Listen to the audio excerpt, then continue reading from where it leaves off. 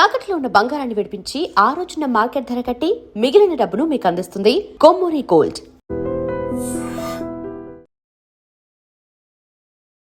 Hi hello నమస్తే, welcome back to iDream media.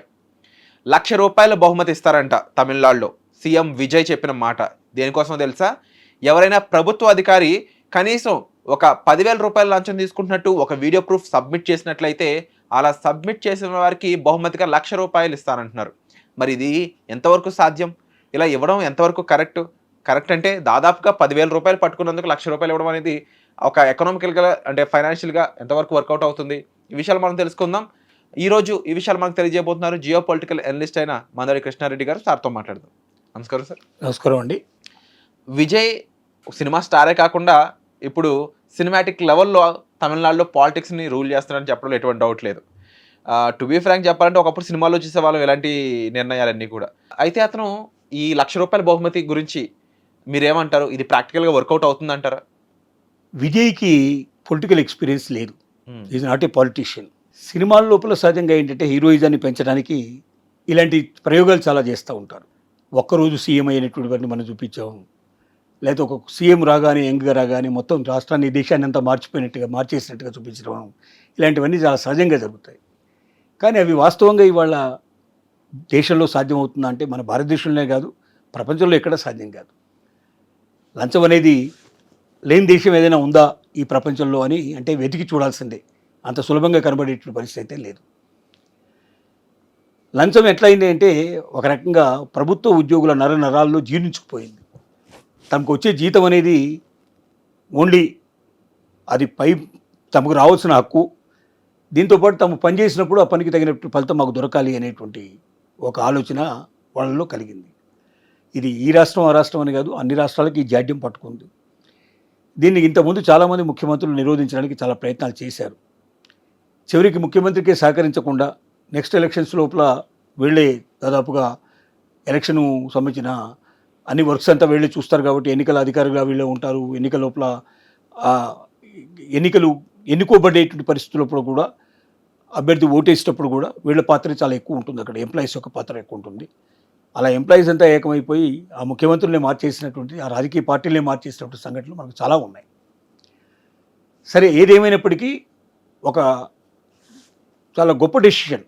ఒక ₹1,000 ₹10,000 కూడా కాకుండా ఒక ₹1,000 ఎవరైనా ₹1,000 పైన ఉండేటువంటి ఏ లంచం ఎవరు తీసుకోవడానికి సిద్ధపడ్డా నాకు ఇన్ఫర్మేషన్ ఇవ్వండి. దాంతోపాటుగా దాన్ని రుజువు చేసేటువంటిది మీ దగ్గర ఏదైనా అది వాస్తవం కాదా, ఎందుకంటే ఎవరి మీద ఒకరి మీద మనం ఎలిగేషన్ చేయకుండా వాస్తవం కాదా అనేటువంటి విషయాలు మీరు రుజువు చేయగలిగితే మీకు వెంటనే ₹1,00,000 నేను ఇస్తాను. ఆ అధికారిని పట్టుకుంటాం, అతను వెంటనే సస్పెండ్ చేయడం కానీ అతని మీద యాక్షన్ తీసుకోవడం కానీ మేము చేస్తాం అని ప్రకటించాడు. ఇది జనంలో పెద్ద జోష్ చేసేటువంటి విషయం. ఓహో, మా ముఖ్యమంత్రి గారు బ్రహ్మాండంగా చేస్తున్నారు అని. కానీ ఇది నిరూపించడం చాలా కష్టమైన విషయం. నెంబర్ 1 ఏం జరుగుతుందంటే లంచం తీసుకునేవాడు ఎవడు కూడా డైరెక్ట్గా లంచం తీసుకునే ప్రయత్నం చేయకపోవచ్చు. ఇప్పటిదాకా తీసుకున్నవాడు ఇది ఉంది కాబట్టి ఎలాగైనా అనవసరంగా ₹1,000 ₹1,00,000 వాడికి వస్తాయి కాబట్టి ₹1,000 ₹2,000 అయినా ₹10,000 అడిగినా వెంటనే వాడు ఏ రికార్డు చేసేసి చేస్తాడనేటువంటి భయం వాడికి ఉంటుంది. కాబట్టి వాడి జాగ్రత్తలు వాడు తీసుకుంటాడు. వాడు చెప్పకుండా ఎవరితోటో చెప్పించడమో ఏదో రకంగా చేయడమో వాడికి అర్థమయ్యేటట్టు చేయడమో, లేక అసలు పనే చేయకుండా పెండింగ్లో పెట్టి చాలా రోజులు తిప్పడము, ఈ తప్పు ఆ తప్పు ఉంది ఆ పొరపాటు ఉందని వీళ్ళ మీద ఎత్తి చూపించి వీళ్ళనే దానికి బాధ్యులు చేయడానికి ప్రయత్నం చేయడం, ఇలాంటి కొన్ని జరిగేటువంటి పాసిబిలిటీస్ ఉన్నాయి. కానీ ఇది ఒకవేళ ఇంప్లిమెంట్ అయితే చాలా గొప్ప పరిపాలన జరిగే అవకాశం ఉంది. ఎందుకంటే ₹1,000 అంటే ₹1,000 మినిమం పెట్టాడుగా. ₹1,00,000 అయినా ₹10,000 అయినా ₹50,000 అయినా ఎంతైనా సరే దానికి ఎవరైనా లంచం తీసుకోవడానికి ప్రయత్నం చేసినట్టయితే ఆ లంచాల గురించి ఇన్ఫర్మేషన్ నాకు ఇవ్వండి, వాళ్ళ మీద యాక్షన్ తీసుకుంటాను, మీకు బహుమానం ఇస్తానని చెప్పి పెట్టాడు. ఇది జనం ప్రతి ఒక్కడూ ఎవడు దొరుకుతాడో నాకని ఎదురు చూసే ప్రయత్నం జరుగుతుంది. తప్పనిసరిగా ఇది జనంలోకి విపరీతంగా వెళ్ళిపోతుంది, క్రేజీ అవుతుంది.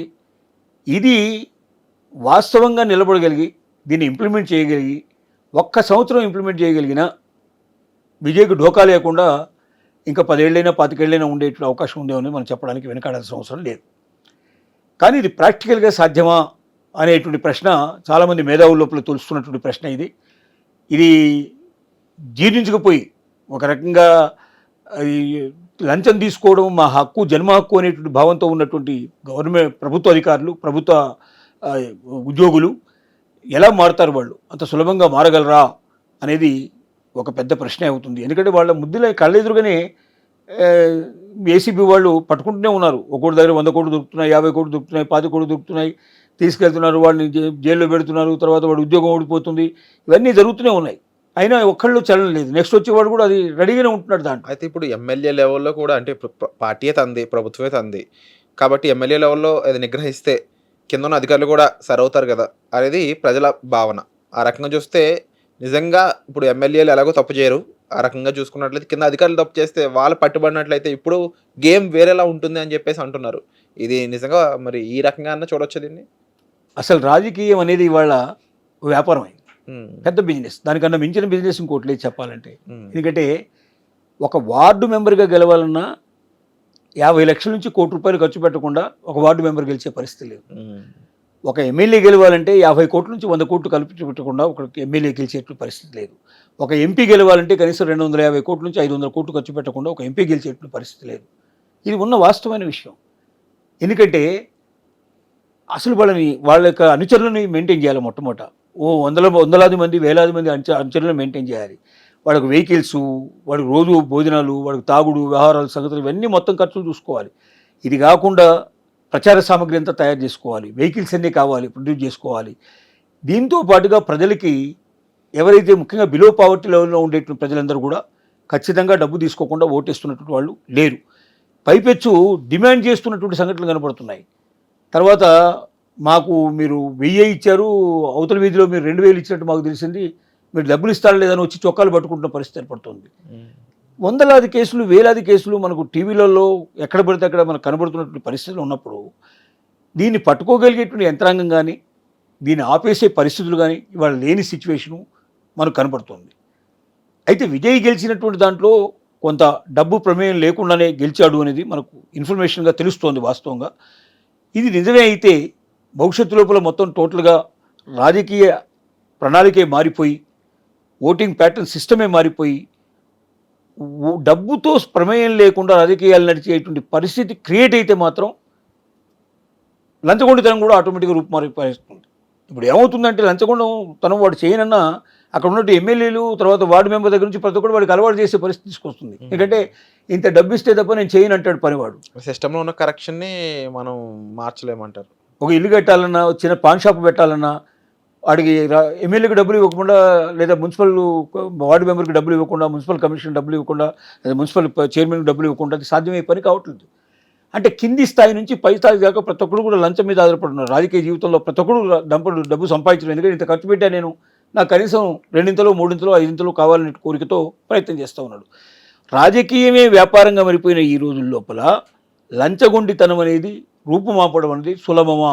చట్టాలు చేసేటువంటి రాజకీయ నాయకులే ఎవరైతే ఎమ్మెల్యేలు, ఎంపీలు, ఇంకా మిగతా వాళ్ళు ఎవరైతే ఉన్నారో, ఈ అధికార పార్టీలో ఉండేటువంటి వాళ్ళు, అధికారం చూపించే ప్రతినిధులు, వాళ్ళు చట్టసభల లోపలే ప్రవేశించే వాళ్ళే డబ్బు ఖర్చు పెట్టి, కోట్లాది రూపాయలు ఖర్చు పెట్టి ప్రవేశిస్తున్న వాళ్ళు, వాళ్ళ మీద 100 కేసులు, క్రిమినల్ కేసులు వాళ్ళ మీద ఉన్నటువంటి వాళ్ళు, వీళ్ళు చట్టాలు చేస్తున్నారు. వీళ్ళు చేసే చట్టాల వల్ల ఎంతవరకు సమాజానికి మేలు జరుగుతున్నది మనం ఆలోచించుకోవాల్సిన విషయం. అనుభవజ్ఞులు అలాగే ఎక్స్పీరియన్స్డ్ జర్నలిస్ట్ అయిన సార్ ఇలా చెప్తున్నప్పుడు డెఫినెట్లీ ఇందులో మార్పు మరి నిజంగా విజయ్ చేయగలడా అనే డౌట్ అందరికీ ఉంది.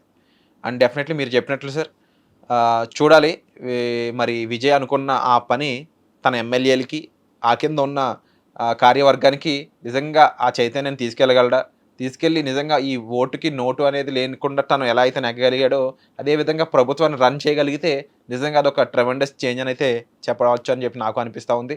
మరి ఈ విషయంపై మీ ఒపీనియన్ అంటే తప్పకుండా మన కామెంట్ సెక్షన్లో షేర్ చేసుకోండి. Thank you so much sir.